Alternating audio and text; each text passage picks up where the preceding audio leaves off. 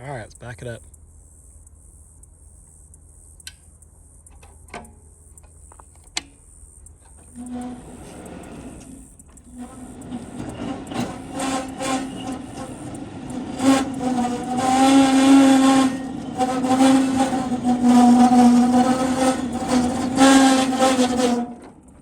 Now that sounds like complete garbage.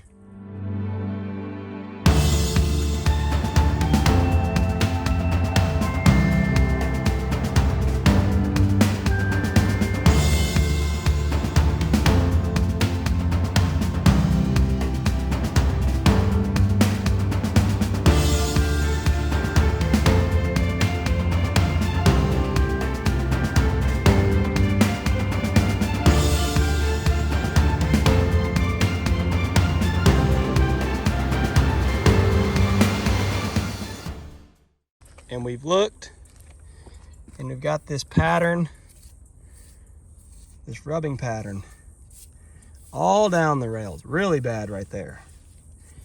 And the only thing we can see to cause it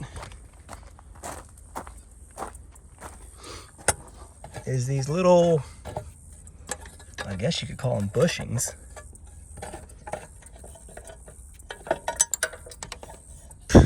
That's gone. It's not the rollers. It's this right there. That's not a roller.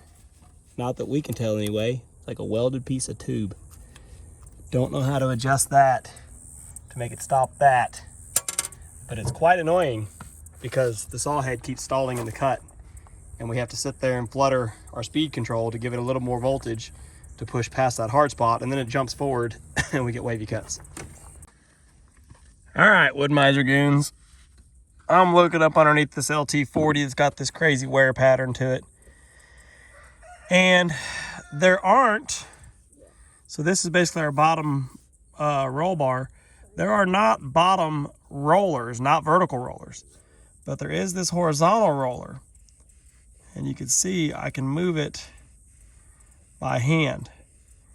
Now that to me doesn't seem to make sense because this cantilevered head, it might be really hard for me to explain, but basically I think if I tighten these bolts, that should pull this roller over tighter against this rail and should actually effectively lift the whole cantilevered head up, which would get the little metal tabs that I showed you up top, get them to pick up off that beam. This one, this roller is, loose, it's free right now, and it's smooth.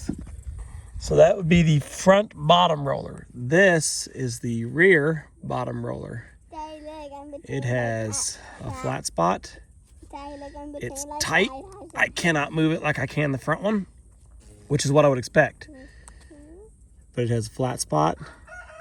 It actually has a groove all the way around it, but that groove has deeper, oh, I wish I could show you that. It's got a deeper notch there, and then deeper there, and not as much in the middle.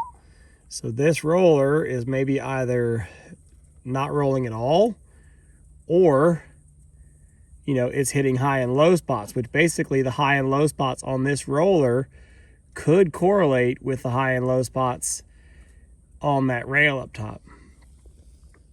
This round rail, for the most part, is pretty round, but there is a fresh rub on it. So between this one having irregular wear pattern and this one having no wear, oh my God, I'm knocking sawdust in my eyes. This one having no wear pattern because it's not doing anything, that's probably our problem. So I just need to figure out how to get them dialed in, and maybe we can get this thing fixed and running right.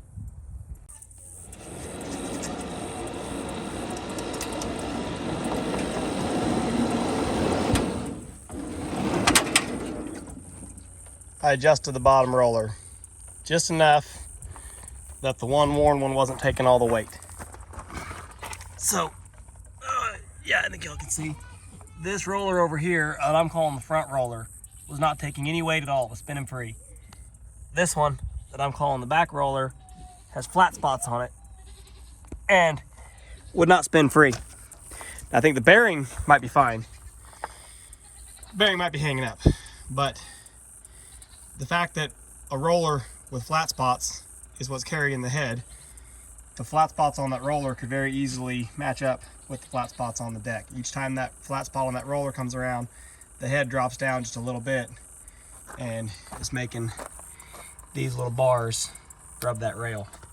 So, I mean, it's not groaning for now. I haven't oiled or greased anything else. All I did was adjust the bolts on that lower roller just a little bit to make it take weight, and it's not screaming, so we'll see how it cuts.